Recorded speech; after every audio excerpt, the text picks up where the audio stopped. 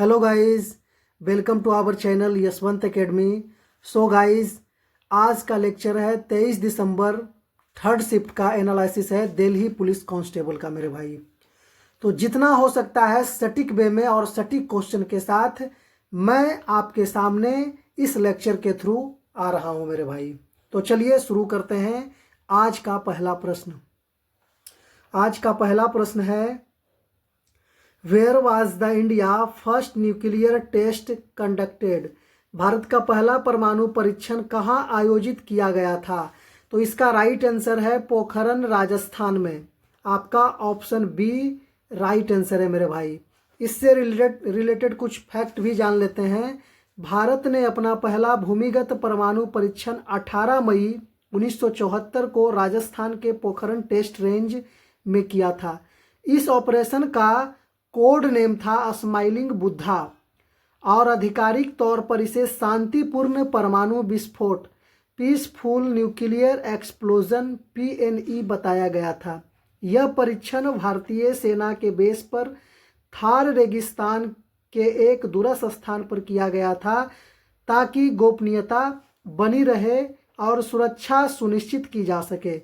तो इसका right answer आपका पोखरण, राजस्थान था मेरे भाई। उस ऑपरेशन का नाम था स्माइलिंग बुद्धा। चलिए अगले प्रश्न की तरफ चलते हैं। अगला प्रश्न पूछा था, त्रिपुरा का वह कौन सा प्रसिद्ध त्योहार है जिसमें 14 देवताओं की पूजा की जाती है और यह उत्सव लगभग एक सप्ताह या फिर 14 दिनों तक चलता है? तो यह आपका आंसर हो जाएगा ऑप्शन बी, खार्ची पूजा आपका राइट आंसर है मेरे भाई। त्रिपुरा का प्रसिद्ध त्योहार खार्ची पूजा है, जिसमें जुलाई अगस्त में 14 देवताओं यानी चतुर्दश देवता की एक सप्ताह तक पूजा की जाती है, जो पाप शुद्धि और पृथ्वी माता के सम्मान से जुड़ा है। और इसमें अनुष्ठानिक स्नान, सांस्कृतिक कार्यक्रम और मेले लगते हैं, जिसे अब राज्य उत्सव के रूप में भी मनाया जाता है। खार्ची पूजा आपका राइट आंसर था मेरे भाई। अगले प्रश्न की तरफ चलते हैं। अगला प्रश्न पूछा था, टिहरी बांध किस राज्य में स्थित है? तो टिहरी बांध आपका उत्तराखंड राज्य में स्थित है। आपका ऑप्शन डी राइट आंसर था मेरे भाई। स्थान इसका है उत्तराखंड राज्य के टिहरी गढ़वाल जिले में। भागीरथी नदी, भिलांगना नदी के संगम पर यह बना हुआ है टिहरी बांध। यह भारत का सबसे ऊंचा बांध है, 260.5 मीटर, और दुनिया के सबसे ऊंचे बांधों में से एक है टिहरी बांध। जल विद्युत उत्पादन, इसका उद्देश्य था जल विद्युत उत्पादन, सिंचाई और पीने की पानी को आपूर्ति करना। ये टिहरी बांध का उद्देश्य था जो उत्तराखंड में है। चलिए अगले प्रश्न की तरफ चलते हैं। बिहार के वर्तमान राज्यपाल कौन है? Who is the current governor of Bihar? तो ये आपका है श्री आरिफ मोहम्मद खान। ऑप्शन में नहीं है मेरे भाई। तो बिहार के वर्तमान राज्यपाल श्री आरिफ मोहम्मद खान हैं। उन्होंने 2 जनवरी 2025 को बिहार के 42वें राज्यपाल के रूप में शपथ ली। शपथ ग्रहण हुआ था। पटना उच्च न्यायालय के मुख्य न्यायाधीश के विनोद चंद्रन ने उन्हें राजभवन में पद की शपथ दिलाई थी। पूर्व पद इनके पहले थे, केरल के राज्यपाल के रूप में कार्य किया था। ये श्री आरिफ मोहम्मद खान बिहार के राज्यपाल बनने से पहले उन्होंने केरल के राज्यपाल के रूप में भी कार्य किया था। उन्होंने राजेंद्र विश्वनाथ अर्लेकर का स्थान लिया है। तो श्री आरिफ मोहम्मद खान के पहले बिहार के राज्यपाल थे राजेंद्र विश्वनाथ अर्लेकर। चलिए अगले प्रश्न की तरफ चलते हैं। अगला प्रश्न कह रहा है, भारतीय संविधान का अनुच्छेद 17 किससे संबंधित है? तो 17 है छुआछूत का खतरा। आपको बताए थे अनटचेबिलिटी। तो अस्पृश्यता उन्मूलन आपका हो जाएगा ऑप्शन बी राइट आंसर मेरे भाई। Abolition of untouchability. तो कुछ अनुच्छेद जो इम्पोर्टेंट हैं परीक्षा के नज़र से मेरे भाई, तो वो भी मैं आपके सामने इस स्लाइड पे लगा दिया हूँ। चलिए, तो अनुच्छेद 14 जो है कानून के समक्ष समानता है। अनुच्छेद 15 है धर्म, मूल वंश, जाति, लिंग या जन्म स्थान के आधार पर भेदभाव का निषेध। अनुच्छेद 16 है नागरिक रोजगार के मामले में अवसर की समानता, 16 समान जॉब बोले थे, वो याद रखना है। 17 छुआछूत का खतरा, अस्पृश्यता उन्मूलन। 18 उपाधि का अंत, देखिए एकदम ट्रिक बेजोड़ है ना। 16 से देखिए, 16 समान जॉब, 17 छुआछूत का खतरा, 18 उपाधि का अंत या उन्मूलन। 20 आपका हो गया अपराधों के लिए दोष सिद्ध के संबंध में संरक्षण। अनुच्छेद 21 हो गया जीवन और व्यक्तिगत स्वतंत्रता की सुरक्षा। अनुच्छेद 22 हो गया कुछ मामलों में गिरफ्तारी और नजरबंदी के खिलाफ संरक्षण। अनुच्छेद 32 आपका संबंधित है मौलिक अधिकारों के प्रवर्तन के उपाय।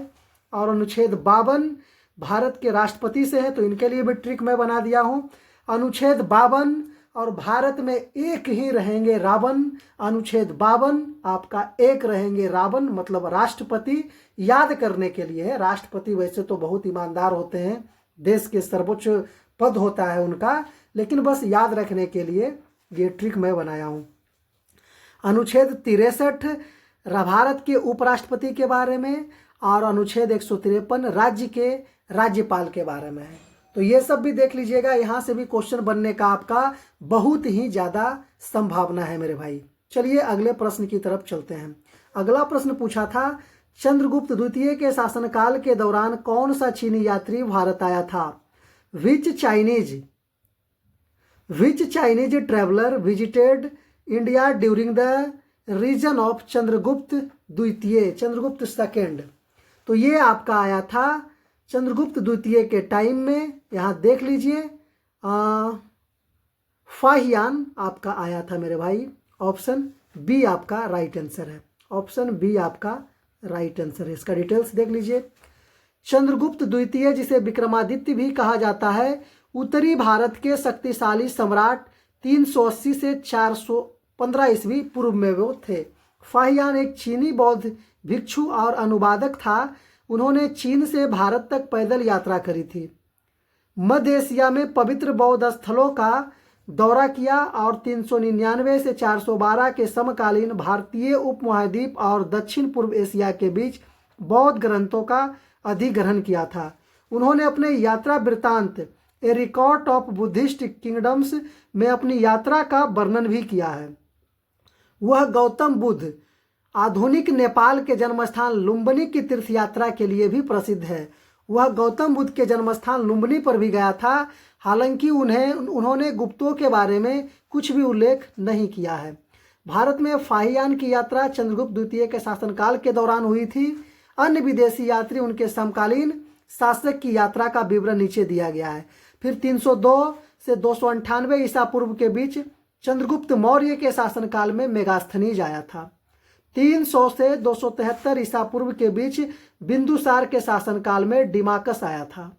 630 से 645 ईसा पूर्व के बीच में हर्षवर्धन के टाइम के दौरान हेन सांग, जिन्हें मूल रूप से जुआन जांग के रूप में जाना जाता है, वो आया था। तो यहाँ से भी आपका एग्जाम के दृष्टिकोण से मेरे भाई बहुत ही ज़्यादा इम्पोर्टेंट है, तो ये भी ध्यान दीजिएगा। चलिए अगले प्रश्न की तरफ चलते हैं। नए भारतीय कानूनों के संदर्भ में बीएसए का पूर्ण रूप यानी फुल फॉर्म क्या है? तो बीएसए का है भारतीय साक्ष्य अधिनियम, भारतीय साक्ष्य अधिनियम 2023 बीएसए का पूर्ण रूप है। तो आपका राइट आंसर हो जाएगा 2023 ये वाला अधिनियम, भारतीय साक्ष्य अधिनियम 2023, ऑप्शन बी आपका राइट आंसर है मेरे भाई। यह अधिनियम भारत के नए आपराधिक कानूनों का हिस्सा है और 1 जुलाई 2024 से लागू हुआ, जिसने पुराने भारतीय साक्ष्य अधिनियम 1872, इंडियन एविडेंस एक्ट 1872 की जगह ली है। उसका उद्देश्य भारत में साक्ष्य से संबंधित कानून को समेकित और आधुनिक बनाना, ताकि निष्पक्ष सुनवाई सुनिश्चित की जा सके। तो इस तरह से बीएनएस का कार्य है और लागू हुआ था। चलिए मेरे भाई अगला प्रश्न पूछा है कृषि अर्थव्यवस्था के किस क्षेत्र से संबंधित है? Agriculture is related to which sector of the economy? तो ये आपका प्राथमिक क्षेत्र से संबंधित है कृषि, क्योंकि भारत क्या है, एक कृषि प्रधान देश है, तो इसे प्राथमिक सेक्टर में रखा जाता है, प्राइमरी सेक्टर में मेरे भाई। क्योंकि इसमें प्राकृतिक संसाधनों जिसमें भूमि, जल इत्यादि का सीधे उपयोग करके कच्चे माल का उत्पादन और निष्कर्षण शामिल होता है। अन्य संबंधित गतिविधियां जैसे मछली पकड़ना, वानिकी और खनन भी इसी क्षेत्र के अंतर्गत आते हैं। इसलिए कृषि और संबंधित क्षेत्र ये सब क्या होते हैं, प्राइमरी सेक्टर में आपका आते हैं। अगले प्रश्न की तरफ चलते हैं। अगला प्रश्न पूछा था, who is the author of the book संगीत रत्नाकर। संगीत रत्नाकर पुस्तक के लेखक कौन है? तो आपका हो जाएगा पंडित सारंगदेव। पंडित सारंगदेव, ये आपका ऑप्शन बी राइट आंसर मेरे भाई। संगीत रत्नाकर पुस्तक के लेखक पंडित सारंगदेव, जो 13वीं शताब्दी का एक महत्वपूर्ण संगीत शास्त्री थे, और यह ग्रंथ भारतीय शास्त्रीय संगीत, हिंदुस्तानी और कर्नाटक का दोनों का प्रमाणिक और आधारभूत ग्रंथ माना जाता है, जिसमें संगीत और नृत्य का विस्तृत वर्णन दिया गया है। अगले प्रश्न की तरफ चलते हैं मेरे भाई। अगला प्रश्न है, under which article of the Indian constitution can be Lok Sabha be dissolved by the president. भारतीय संविधान के किस अनुच्छेद के तहत राष्ट्रपति द्वारा लोकसभा को भंग किया जा सकता है? तो ये आपका 83 का 2 में भारत के राष्ट्रपति को लोकसभा भंग करने का अधिकार है। संविधान के अनुच्छेद 83 के 2 के अनुसार लोकसभा की बैठक के पहले दिन से 5 वर्ष पूरे होने पर उसे भंग कर दिया जाता है ना, इसके अनुसार। लेकिन इसका राइट आंसर आपका आर्टिकल 85 हो जाएगा मेरे भाई। आर्टिकल 85 ये तो नियम है कि इसके अनुसार लोकसभा की बैठक के पहले दिन से 5 वर्ष पूरा होने पर भंग कर दिया जाता है, लेकिन भंग आर्टिकल 85 के अंतर्गत किया जाता है। ऐसी स्थिति में नए सांसदों के चुनाव के लिए मतदान कराया जाता है। प्रधानमंत्री की सलाह पर राष्ट्रपति द्वारा लोकसभा को पहले भी भंग किया जा सकता है। यदि राष्ट्रपति को लगता है कि किसी सरकार के इस्तीफे या पतन के बाद कोई व्यवहार्य सरकार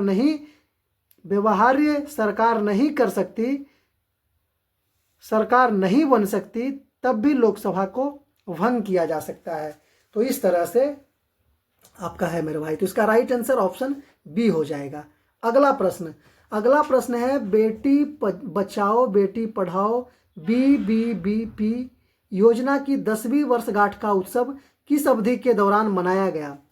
during which period was the 10th anniversary celebration of the Beti Bachao Beti Padhao scheme held? तो ये आपका हुआ था 22 जनवरी से 8 मार्च 2025 तक। आपका राइट आंसर है ऑप्शन बी मेरे भाई। बेटी बचाओ बेटी पढ़ाओ योजना आधिकारिक तौर पर भारत के प्रधानमंत्री नरेंद्र मोदी द्वारा 22 जनवरी 2015 को पानीपत हरियाणा से शुरू करी गई थी। यह पहल गिरते बाल लिंग अनुपात को संबोधित करने और भारत में लड़कियों की शिक्षा और सशक्तिकरण को बढ़ावा देने के लिए विकसित की गई थी। यह कार्यक्रम महिला एवं बाल विकास मंत्रालय, स्वास्थ्य और परिवार कल्याण मंत्रालय और शिक्षा मंत्रालय की एक संयुक्त पहल के साथ शुरू करी गई थी, बेटी बचाओ बेटी पढ़ाओ। यह योजना के प्राथमिक उद्देश्यों में लिंग आधारित लिंग चयनात्मक उन्मूलन को रोकना, बालिका के अस्तित्व और सुरक्षा सुनिश्चित करना और उसकी शिक्षा और समाज में भागीदारी सुनिश्चित करना, ये सब आपका शामिल था मेरे भाई। चलिए अगले प्रश्न की तरफ चलते हैं। अगला प्रश्न पूछा था, जयपुर और उत्तर प्रदेश से संबंधित शास्त्रीय नृत्य कौन सा है? तो जयपुर और उत्तर प्रदेश दोनों में प्रचलित शास्त्रीय नृत्य कथक है। तो आपका राइट आंसर ऑप्शन सी हो जाएगा, कथक हो जाएगा।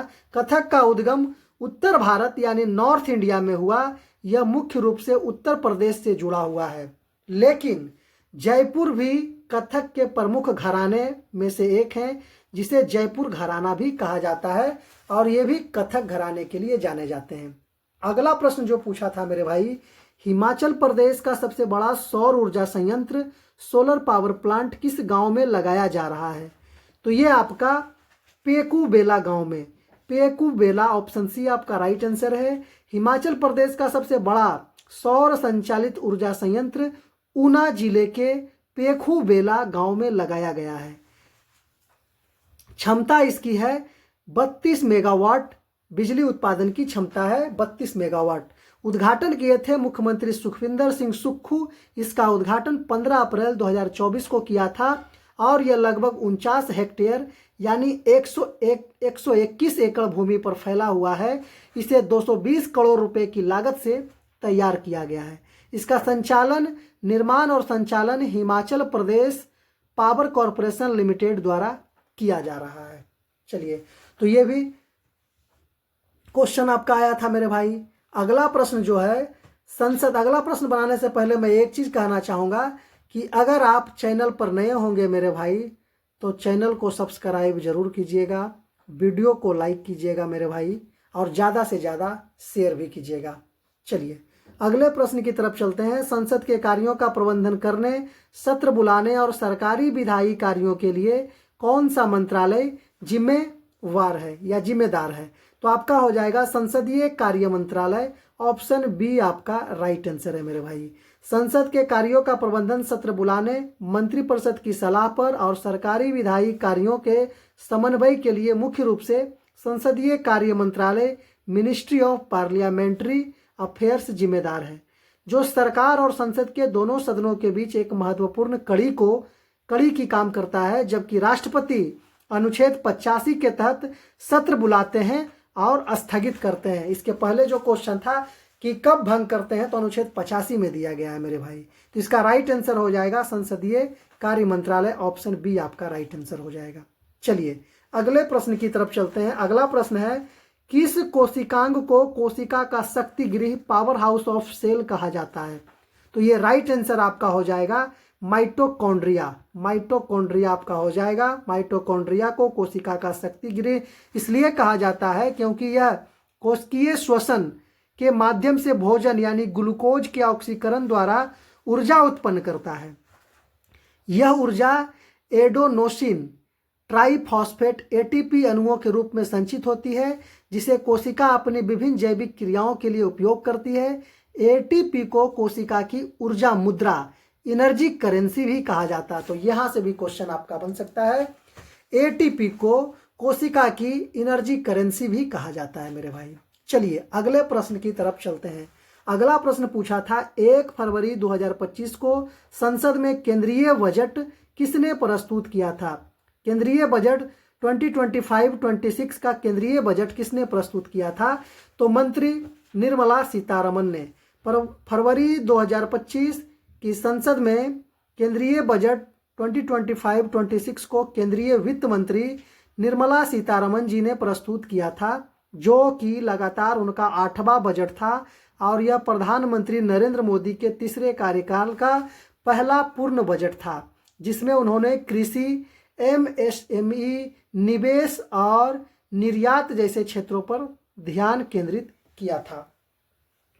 अगला प्रश्न जो पूछा था, भारत की पंचवर्षीय योजना के इतिहास में पहली बार प्लान हॉलीडे या फिर वार्षिक अवकाश 1966-1969 में क्यों घोषित किया गया था? वार्षिक जो प्लान हॉलीडे किया गया था, क्यों घोषित किया गया था? तो पहली बार वार्षिक योजनाएं प्लान हॉलीडे लागू करने के प्रमुख कारण हैं 1962 का जो भारत चीन युद्ध हुआ था और 1965 में भारत पाकिस्तान युद्ध हुआ था, तो देश की अर्थव्यवस्था पर भारी दबाव पड़ा था और संसाधनों और रक्षा की जरूरतों को क्या किया था, बहुत ही ज़्यादा अपने भारत में थोड़ा कम हो गया था देश को चलाना, जिसके कारण गंभीर सूखा भी पड़ गया था।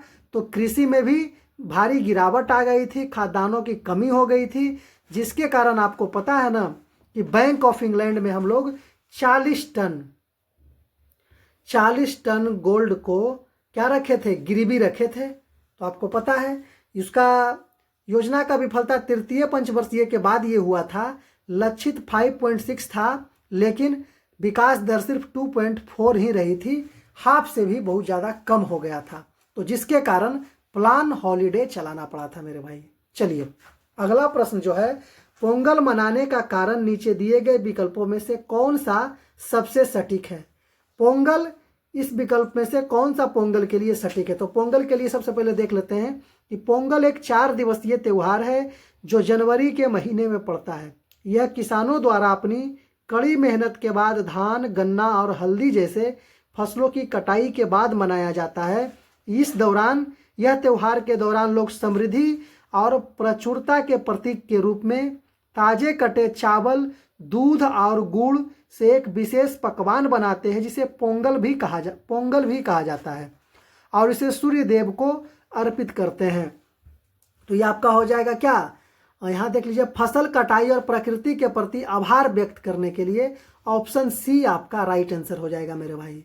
4 दिवसीय पोंगल होता है जिसमें पहला होता है भोगी पोंगल, पुराने सामान को त्याग कर नई शुरुआत का प्रतीक करते हैं। फिर होता है सूर्य पोंगल, मुख्य दिन सूर्य देव को समर्पित है।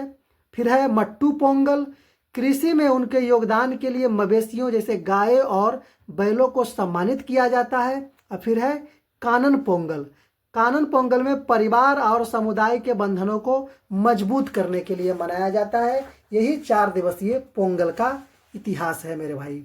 चलिए अगला प्रश्न पूछा था, प्रसिद्ध हेमिस महोत्सव भारत के किस राज्य या केंद्र शासित प्रदेश में मनाया जाता है? तो हेमिस आपका हो जाएगा लद्दाख में मनाया जाता है, जो यूटी है, यूनियन टेरिटरीज है मेरे भाई। ऑप्शन ए आपका राइट आंसर है। हेमिस उत्सव भारत के उत्तरी भाग में स्थित लद्दाख क्षेत्र में मनाया जाता है। यह लद्दाख के सबसे प्रसिद्ध और व्यापक रूप से मनाए जाने वाले त्योहारों में से एक है और हेमिस मठ में आयोजित किया जाता है। यह उत्सव गुरु पद्म संभव के जन्म को समर्पित है, जिन्हें तिब्बती बौद्ध धर्म में एक महत्वपूर्ण व्यक्ति माना जाता है। इस उत्सव में पारंपरिक नृत्य, संगीत और एक विशाल थांग का यानी एक धार्मिक चित्र का प्रदर्शन शामिल है, जिसका अनावरण हर 12 साल में एक बार किया जाता है। तो लद्दाख में मनाया जाता है हेमिस, जहाँ के अभी हाल फिलहाल में सोनम वांगचुक बहुत चर्चा में रहे थे मेरे भाई। चलिए अगले प्रश्न की तरफ चलते हैं। अगला प्रश्न है, हांगझोऊ में आयोजित हुए 2023 एशियाई खेलों में भारत ने अपना पहला स्वर्ण पदक किस खेल में जीता था? तो पहला स्वर्ण पदक भारत जीता था शूटिंग में, निशानेबाजी में जीता था। रुद्रांश बाला साहब पाटिल, दिव्यांश सिंह पंबार और ऐश्वर्य प्रताप सिंह तोमर की पुरुष 10 मीटर एयर राइफल टीम ने यह उपलब्धि हासिल करी थी। साथ ही एक नया विश्व रिकॉर्ड भी बनाया था। तो ये आपका हो जाएगा शूटिंग में, निशानेबाजी में। चलिए अगले प्रश्न की तरफ चलते हैं। 38वें राष्ट्रीय खेल कहाँ हुए? 38वें, where did the 38th national game take place? तो ये आपका उत्तराखंड में घोषित हुआ था और उत्तराखंड में हुआ था 28 जनवरी से 14 फरवरी 2025 तक। उत्तराखंड के विभिन्न 11 शहर जैसे देहरादून, हल्द्वानी, हरिद्वार, ये सब जगहों में शामिल हुए थे। ये सब जगहों में मतलब खेल हुए थे मेरे भाई। चलिए अगले प्रश्न की तरफ चलते हैं। अगला प्रश्न पूछा था नवंबर का करंट अफेयर्स से। नवंबर 2025 में किस हंगेरियन ब्रिटिश लेखक ने अपने उपन्यास फ्लैश के लिए प्रतिष्ठित बुकर पुरस्कार 2025 जीता है? तो आपका हो जाएगा डेविड सज्जले।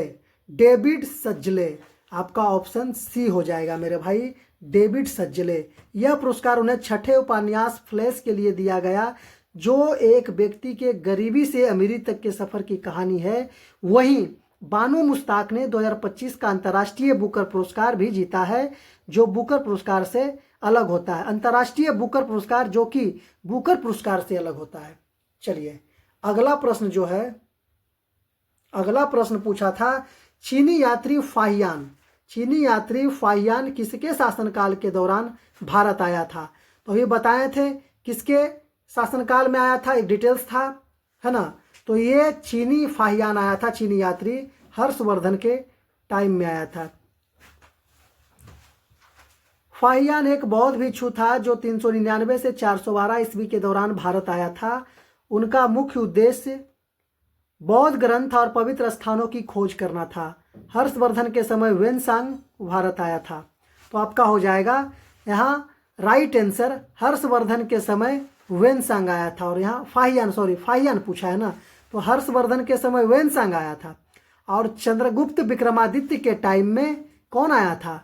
फाहियान आया था। थोड़ा इसको ध्यान देना, गलत टिक लग गया है। चलिए आपका राइट आंसर हो जाएगा, कहाँ गया, चंद्रगुप्त विक्रमादित्य। ऑप्शन सी हो जाएगा मेरे भाई, ऑप्शन सी राइट आंसर हो जाएगा। चलिए अगले क्वेश्चन की तरफ चलते हैं। कह रहा अगला राष्ट्रमंडल खेल किस वर्ष और किस शहर में आयोजित किया जाएगा। तो अगला राष्ट्रमंडल खेल 2026 में स्कॉटलैंड के ग्लासगो शहर में 23 जुलाई से 2 अगस्त 2026 तक आयोजित किया जाएगा। भारत के अहमदाबाद शहर को 2030 में होने वाली शताब्दी राष्ट्रमंडल खेलों की मेजबानी के लिए आधिकारिक तौर पर चुना गया है। 2030 में जो होगा शताब्दी राष्ट्रमंडल खेल वो भारत के अहमदाबाद शहर में होगा, गुजरात में। चलिए अगला प्रश्न पूछा था फ्लेमिंगो उत्सव भारत के किस राज्य में मनाया जाता है। तो ये आपका आंध्र प्रदेश में हो जाएगा। ऑप्शन बी आपका राइट आंसर है मेरे भाई।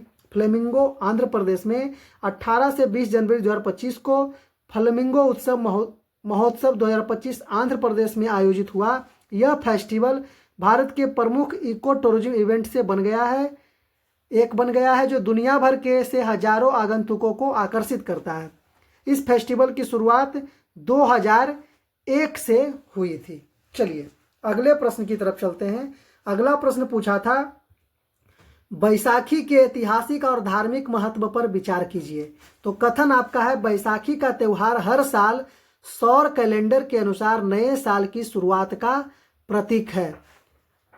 फिर दूसरा कथन है 1699 में इसी दिन गुरु गोविंद सिंह जी ने खालसा पंथ की स्थापना करी थी। और तीसरा आपका कथन है यह त्यौहार केवल पंजाब के लिए सिख समुदाय तक ही सीमित था। कथन कौन सा सत्य है। तो इसका कथन सत्य ऑप्शन ए हो जाएगा। ऑप्शन ए आपका राइट आंसर होगा।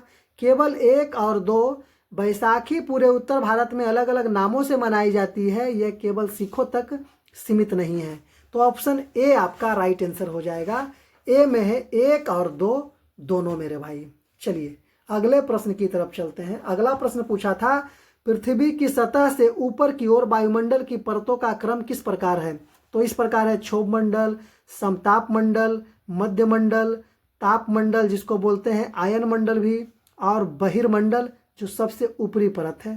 तो ये देख लीजिएगा कितना से कितना दूर तक फैला है। ये 0 से आपका 15 या फिर 18 भी कहीं कहीं लिया जाता है। क्षोभ मंडल में क्षोभ में सबको लोभ है क्योंकि जमीन घर मकान सब कुछ बनना यही क्षोभ मंडल में है। समताप मंडल की ऊंचाई 50 किलोमीटर तक फैला हुआ है जहां अल्ट्रावायलेट किरणें भी क्या करती है, अवशोषित करती है। और मौसम संबंधी घटनाओं का भी ज्ञान होता है। जेट विमानों के उड़ान के लिए आदर्श क्षेत्र भी है समताप मंडल। मध्य मंडल लगभग 80 किलोमीटर तक फैला है जिसमें उल्का पिंड भी इसी परत में जलते हैं। फिर है ताप मंडल 80 से 400 किलोमीटर जिसको आयन मंडल भी बोलते हैं। ध्रुवीय ज्योति वगैरह यही होती है, रेडियो संचार में मदद यही करते हैं। और आपका बहिर्मंडल तो सबसे ऊपरी है जहां अंतरिक्ष एकदम विलीन हो जाता है। चलिए अगले प्रश्न की तरफ चलते हैं। अगला प्रश्न पूछा था भारतीय संविधान के किस अनुसूची में संघ सूची, राज्य सूची और समवर्ती सूची का विवरण दिया गया है। तो यह आपका विवरण 7वें शेड्यूल में है, 7वीं अनुसूची में दिया गया है। ऑप्शन बी आपका राइट आंसर हो जाएगा मेरे भाई। कुछ इंपॉर्टेंट अनुसूची भी है तो देख लेते हैं उसको। अनुसूची 246 शक्तियों के इस विभाजन का संवैधानिक आधार प्रदान करता है। संघ सूची में 100 विषय हैं, राज्य सूची में 61 विषय हैं और समवर्ती सूची में 52 विषय हैं। 42वें संशोधन ने शिक्षा और वनों को राज्य सूची से समवर्ती सूची में स्थानांतरित कर दिया है। चौथी अनुसूची राज्यों के बीच राज्यसभा के सीटों का आवंटन करती है। 5वीं अनुसूची जो है अन्य क्षेत्रों में अनुसूचित क्षेत्रों और जनजातियों के प्रशासन से संबंधित है। और आपका 6ठी जो अनुसूची है पूर्वोत्तर भारत के जनजातीय क्षेत्रों के प्रशासन से संबंधित है। चलिए तो और बाकी आप देख लीजिएगा। अगला प्रश्न जो पूछा था विशाल अन्नागार कहाँ है। तो मोहनजोदड़ो में स्थित, हड़प्पा में भी इसके अवशेष मिले हैं। मुख्य रूप से मोहनजोदड़ो में स्थित है और हड़प्पा में भी इसका अवशेष मिला है अन्नागार का। विशाल अन्नागार के मुख्य उपयोग क्या थे। तो इसका उपयोग कर यानी टैक्स के रूप में एकत्र किए गए अनाजों को सुरक्षित रखने और अकाल या आपातकाल के समय उपयोग के लिए किया जाता था। तो अन्नागार से संबंधित क्वेश्चन पूछा था। तो इस तरह से कुछ क्वेश्चन यहाँ बना दिया हूँ मेरे भाई। इसमें से कौन सा क्वेश्चन आपको पूछा था फिर कह रहा है विशाल अन्नागार किस सभ्यता से संबंधित है, तो सिंधु सभ्यता, जिसको हड़प्पा सभ्यता भी कहते हैं। चलिए अगला प्रश्न था कथन और कारण से। नीचे दिए गए दो कथन है जो माइग्रेशन और ई माइग्रेशन शब्दों के बीच के अंतर को स्पष्ट करते हैं। कथन एक है, माइग्रेशन एक व्यापक शब्द है जो किसी व्यक्ति या लोगों के समूह से एक स्थान से दूसरे स्थान पर जाने को संदर्भित करता है, चाहे वह देश के भीतर हो या अंतर्राष्ट्रीय स्तर पर। यह गति की क्रिया पर केंद्रित है। कथन दूसरा है, ई माइग्रेशन एक विशिष्ट प्रकार की अंतर्राष्ट्रीय गति है जो किसी व्यक्ति के परिप्रेक्ष्य पर केंद्रित है। यह तब होता है जब एक व्यक्ति अस्थायी रूप से रहने के इरादे से एक नए यानी विदेशी देश में प्रवेश करता है, उसको ई माइग्रेंट्स बोलते हैं। तो इसका राइट आंसर हो जाएगा कथन एक सही है, क्योंकि माइग्रेशन वास्तव में एक व्यापक और सामान्य शब्द है। कथन दो भी सही है, क्योंकि ई माइग्रेशन किसी नए देश में प्रवेश करने और बसने की विशिष्ट कार्रवाई को दर्शाता है। इसलिए सही उत्तर सी ऑप्शन हो जाएगा। कथन एक और दो दोनों सही है, ऑप्शन सी आपका राइट आंसर हो जाएगा मेरे भाई। चलिए अगले प्रश्न की तरफ चलते हैं। अगला प्रश्न पूछा था, भारत में राजकोषीय स्वास्थ्य सूचकांक किसके द्वारा जारी किया जाता है, तो ये आपका नीति आयोग जारी करती है राजकोषीय स्वास्थ्य सूचकांक, ऑप्शन सी आपका राइट आंसर है। चलिए अगला प्रश्न पूछा था, भारत में 1991 की नई आर्थिक नीति को लागू करने का तात्कालिक मुख्य कारण क्या था, तो तात्कालिक मुख्य कारण था विदेशी मुद्रा भंडार का गंभीर संकट। ये बहुत कम हो गया था मेरे भाई। और क्यों कम हुआ था, यहाँ देखिए, यहाँ लिख दिए हैं 1991 की नीति के बाद भारतीय अर्थव्यवस्था में क्या प्रमुख बदलाव आए हैं, तो ये भी आपका लगा दिए हैं। लाइसेंस राज का अंत हो गया, उद्योग को शुरू करने के लिए अब सरकारी अनुमति या लाइसेंस की अनिवार्यता लगभग खत्म हो गई, मतलब जहां मर्जी हो खोलो। विदेशी निवेश एफडीआई में विदेशी कंपनियों को भारत में निवेश करने के लिए अपनी इकाइयां खोलने की अनुमति मिल गई कि जो भी बाहर से भी आ सकते हैं हमारे यहाँ बिजनेस करने के लिए। प्रतिस्पर्धा में वृद्धि, निजी और विदेशी कंपनियों के आने से बाजार में प्रतिस्पर्धा बढ़ी, जिससे उपभोक्ताओं को बेहतर विकल्प मिलने लगे। फिर जीडीपी में वृद्धि हो गया, भारत की आर्थिक विकास दर में तेजी आई और भारत दुनिया की तेजी से बढ़ती हुई अर्थव्यवस्था में शामिल हो गई। फिर निर्यात में सुधार हुआ, वैश्विक बाजार खुलने से भारत के निर्यात खासकर आईटी सेक्टर में भारी बढ़ोतरी हुई। तो ये सब प्रमुख बदलाव भी आए थे 1991 के नीति के बाद भारतीय अर्थव्यवस्था में। अगला प्रश्न जो पूछा था, परमाणु ऊर्जा विभाग के वर्तमान सचिव और परमाणु ऊर्जा आयोग के अध्यक्ष कौन हैं, तो ये आपका हो जाएंगे doctor Ajit Kumar Mohanty, option C आपका राइट आंसर है, डॉक्टर अजीत कुमार मोहंती।